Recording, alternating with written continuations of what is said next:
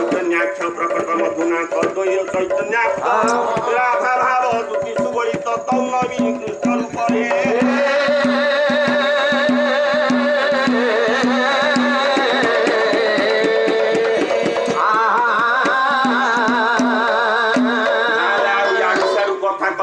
बार्षिक कार्य आमर बढ़िया लोक दिवे जाक थे सब आज बार्षिक कम ना कौन भाई मन पड़ू बुढ़ा ना कौन पंचु बाबू पंचु भाई बढ़िया लोक नाली गामछा पिंधि सब आड़े बुली आसवे दिवे जाक कौन से पंचु बाबू बार्षिक कम आम से आत्मार सद्गति लगी आज श्रीमद भागवत विषय किसी आलोचना कर निगम कल्पतरु गरित फल सुख मुखात सजुत विगत भागवतर समालय मुहुरह रसिक भूमि भागु काहे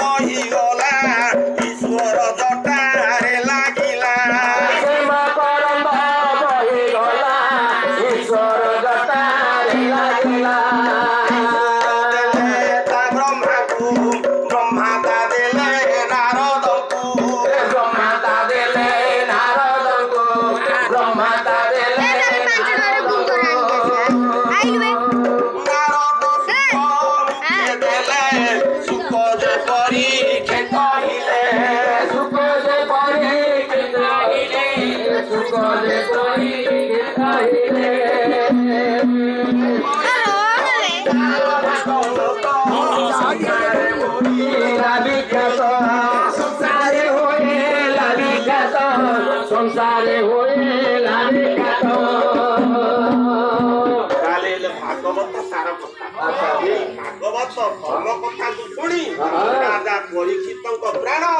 परमात्मारे विलीन हो जाए